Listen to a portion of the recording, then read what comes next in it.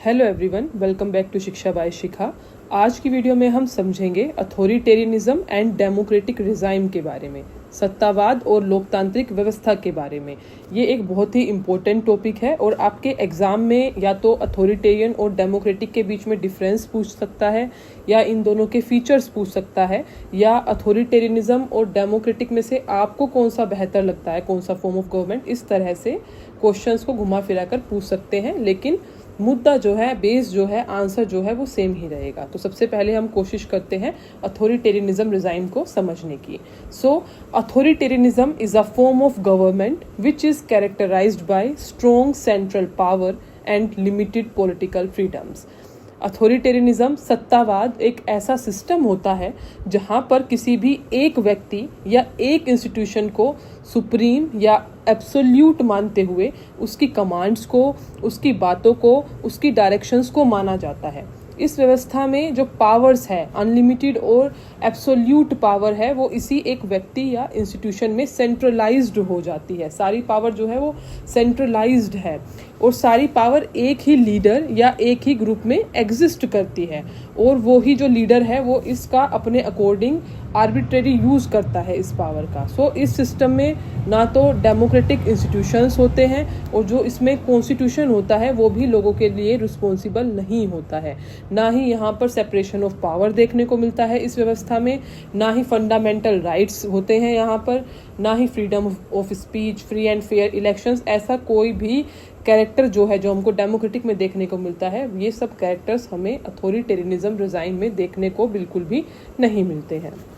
इसलिए हम कह सकते हैं कि सत्तावादी शासन प्रणाली वो शासन प्रणाली होती है जिसमें सत्ता का और शक्ति का केंद्र केवल एक व्यक्ति या एक विशेष वर्ग के हाथों में केंद्रित होता है, सेंट्रलाइज्ड होता है।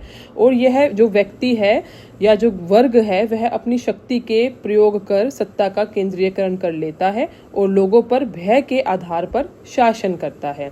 सत्तावादी शासन जो है वो तानाशाही का ही एक रूप है, जिसमें लोगों के मन में भय उत्पन्न करके, डर उत्पन्न करके शक्ति के बल पर शासन किया जाता है। और यह सत्तावादी शासन प्रणाली समानता, न्याय, equality, liberty, civil liberties, individual liberties ऐसे सिद्धांतों में बिल्कुल भी विश्वास नहीं रखता है। तो अब यहाँ से कौन सी मेन विशेषताएं जो है, फीचर्स जो हैं वो अथॉरिटेरियनिज्म के जो निकल कर आए हैं उनको हम देखते हैं। तो सबसे पहले अथॉरिटेरियनिज्म में जो है वो highly concentrated and centralised arbitrary power, यहाँ पर केंद्रीयकृत शक्ति होती है। Second, absence of public opinion and discussion, सार्वजनिक चर्चा और लोकमत का अभाव होता है। Lack of individual rights and freedom, नागरिक स्वतंत्रताओं का अभाव। Authority is not accountable towards public opinion and citizens, नागरिकों के प्रति उत्तरदायित्व का अभाव। Unregulated exercise of political power and absence of free and fair regulated elections, यहाँ पर जो है रेगुलेटेड इलेक्शंस जो कि फ्री एंड फेयर हमारे यहाँ पर होते हैं, वहाँ पर अथॉरिटेरियनिज्म में उसका अभाव होता है, अब्सेंस होता है। तो यहाँ से हमें सिंपली क्या समझ में आया कि जो अथॉरिटेरियनिज्म रिजाइम है, जो सत्तावादी शासन प्रणाली है, उसके अंदर एक ही व्यक्ति या इंस्टीट्यूशन में सारी पावर सेंट्रलाइज्ड हो जाती है और पावर का जो है वो आर्बिट्रेरी यूज किया जाता है और लोगों के मन में डर पैदा करके उन पर पावर का मिसयूज किया जाता है। जैसा कि हम देख सकते हैं नॉर्थ कोरिया, सीरिया और चाइना में, ये सब एग्जाम्पल हैं जहां पर अथॉरिटेटिव गवर्नमेंट है, जहां पर सत्तावादी शासन प्रणाली है, नॉर्थ कोरिया, सीरिया और चाइना में। अभी हमने बात की अथॉरिटेरियनिज्म के बारे में, अब हम देखते हैं डेमोक्रेटिक रिजाइम, डेमोक्रेटिक गवर्नमेंट के बारे में, जो कि हमारे देश भारत में है और यूएसए में है। So democracy is a system of government where the supreme power is vested in the people. हम सभी को पता है कि जो डेमोक्रेसी है, जो लोकतंत्र है, वो लोगों से, लोगों के लिए और लोगों के द्वारा है।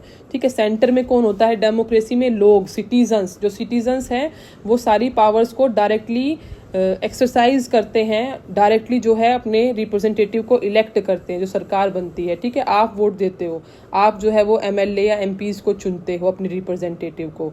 ठीक है, यहाँ पर डेमोक्रेटिक सिस्टम ऑफ गवर्नमेंट में पीपल को डायरेक्टली राइट होता है अपने रिप्रेजेंटेटिव को चूज करने के लिए, और हम डायरेक्टली पार्टिसिपेट करते हैं in the decision making process. लोकतांत्रिक व्यवस्था में जनता का हित ही सर्वोपरि होता है। लोकतांत्रिक व्यवस्था समानता और भेदभाव रहित समाज के आधार पर होती है, जिसमें व्यक्तिगत स्वतंत्रता सबसे महत्वपूर्ण होती है।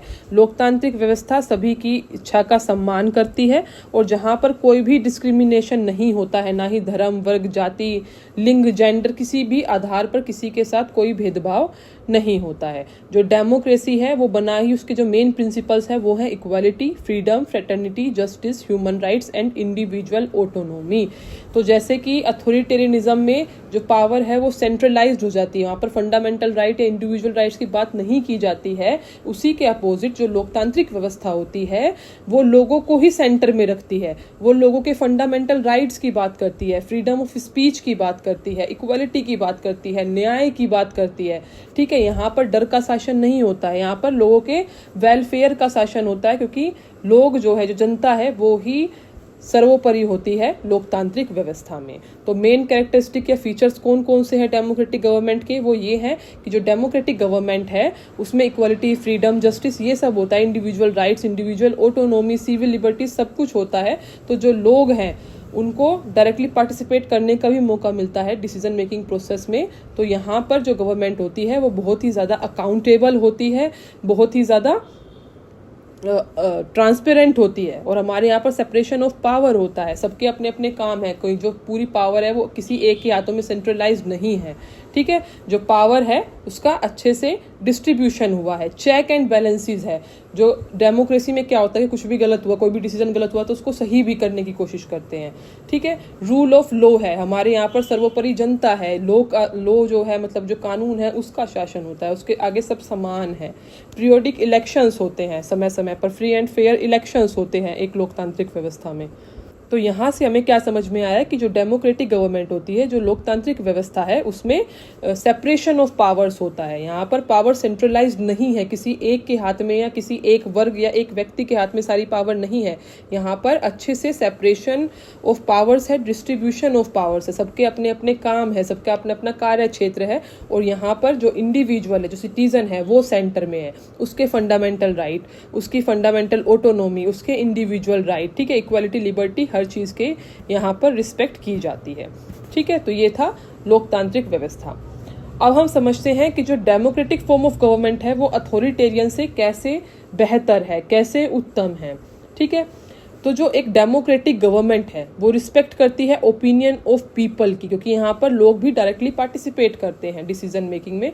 तो यहाँ पर जो लोगों का ओपिनियन है उसको रिस्पेक्ट किया जाता है, और जो इक्वल अपॉर्चुनिटीज है, इक्वल जो राइट्स है, वो हर एक कल्चरल ग्रुप्स को दिए जाते हैं ताकि वो भी फ्लोरिश कर सकें।